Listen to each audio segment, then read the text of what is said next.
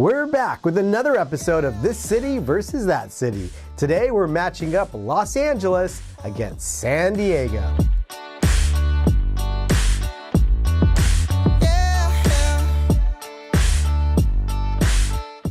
So let's jump right into it. In the blue corner, weighing in at 3.9 million people, Los Angeles. And in the red corner, weighing in at 1.4 million people, San Diego. Round one is size. Los Angeles is 502 square miles with a density of 7,830 people per square mile. San Diego, 372 square miles with 8,300 people per square mile. We're going to have to give round one to Los Angeles. Before we get into round two, hit the like and subscribe button so you don't miss any of our future videos. So, round two is schools. Los Angeles has 778 schools serving 435,000 students with the student-to-teacher ratio of 20:1. San Diego has 176 schools serving 95,000 students with the student-teacher ratio of 22:1. So how do these schools perform? Well, in Los Angeles, the English proficiency score is 43. The national average is 32, so that's not too bad. The math proficiency score in Los Angeles is a 36, while the national average is a 38. I guess we could use some help in the math department in Los Angeles. The graduation rate in Los Angeles is 70%. Now, in San Diego, the English proficiency score is a 55. Again, that national average was 32. Now, the math proficiency score is a 52, beating the national average dramatically, which is only 38 in San Diego high schools. The graduation rate is a whopping 83%. Well done, San Diego. School district round two clearly goes to San Diego. Round three is crime. And in the last 5 years, Los Angeles has had a decline in violent crime and property crime with a score of 327, meaning 327 incidents per 10,000 residents. That's 1.3 times higher than the national U.S. average. Violent crimes were at 398 and property crime was at 212. San Diego scored 197. That means 197 incidents per 10,000 residents, which is 1.3 times less than the U.S. average, and violent crime scored a 207, and property crime scored 153. I think the scores speaks for themselves, and San Diego is the winner of round three. Well, it's 2 rounds to 1 with San Diego in the lead. Let's go to round four. Parks. Los Angeles has over 420 parks. Griffith Park is the crown jewel of Los Angeles with 4,200 acres. Attractions include hiking paths, the Bronson Cave, Travel Town Zoo, the Old Zoo, the Greek Theater, the Observatory. It's a destination for a lot of Angelinos on a fairly regular basis. LA also has Kenneth Hahn State Park over in the west side near Culver City, which has a lotus pond, a fishing lake, and volleyball courts. There's LA State Historic Park near Chinatown, Barnsdale Park with the Hollyhock House in Hollywood, and Palisade Park, just to name a few. Now, San Diego has 400 parks, including Mission Bay Park, which also has 4,200 acres of land and sea, and is one of the most popular and largest man-made aquatic parks in the United States. That water park sees about 15 million visitors a year. Balboa Park is one of the best parks in San Diego. It's a stunning space that occupies 1,200 acres and delivers a special experience for each and every guest, no matter your interest. It features walking trails, venues, gardens, museums, and more. Recreational attractions and events are happening every week there. Now, I think I'm going to have to give round four to San Diego because of the parks. LA's in trouble here, people. We're losing 3 rounds to 1. Round 5, public transportation. Los Angeles has been in the process of reinventing itself from being very heavily dependent on cars to a city that's opened new metro and train lines in recent years. The first thing to understand is there are three components to Los Angeles' public transportation system. There's the Metro Rail system, the Metro Bus system, and the Dash. When you put all three of these things together, LA is well connected. Now, it's a sprawling basin, but it's better than it's been in many, many years. San Diego has a few trolleys and some bus routes, but they don't connect the city as well as LA does. LA has a walk score of 69, a transit score of 53, and a bike score of 59. While San Diego has a walk score of 53, a transit score of 37, and a bike score of only 43. Public transportation has to go to Los Angeles. Round 6 is the cost of housing. A one-bedroom apartment in Los Angeles is going to set you back $2,582. In San Diego, that same apartment is $2,336. A two-bedroom apartment will run you $3,646 in LA. And in San Diego, a two-bedroom is going to set you back $3,131.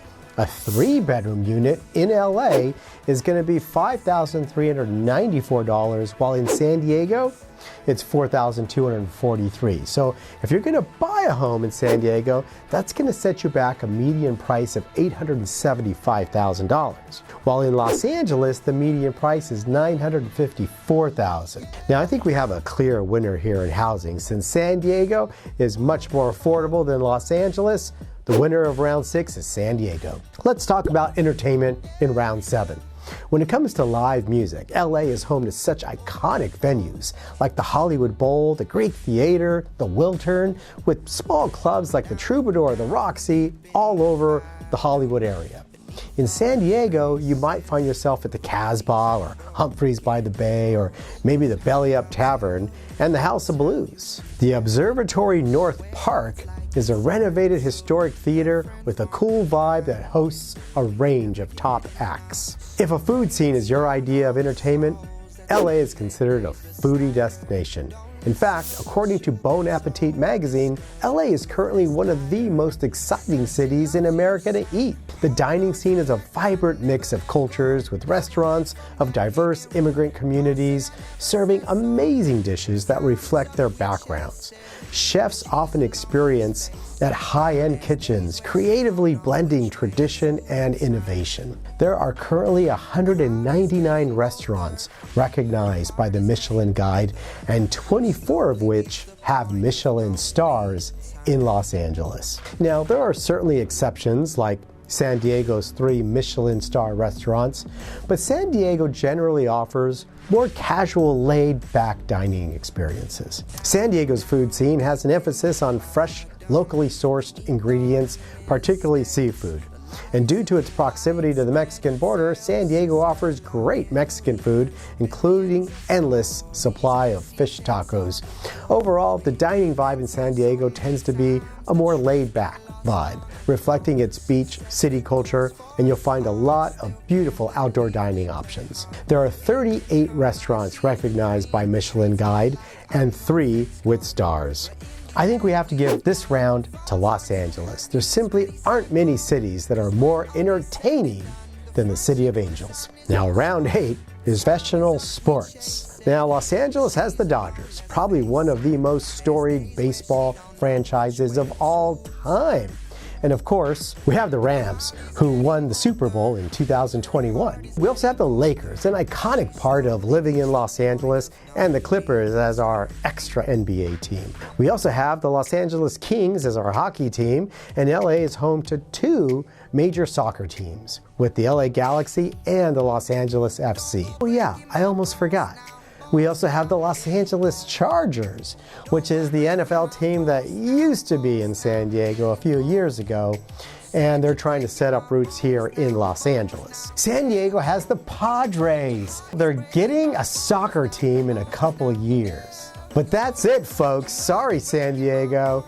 It was a rough round for you, but that round goes to Los Angeles. Ouch, that was kind of a painful round for San Diego.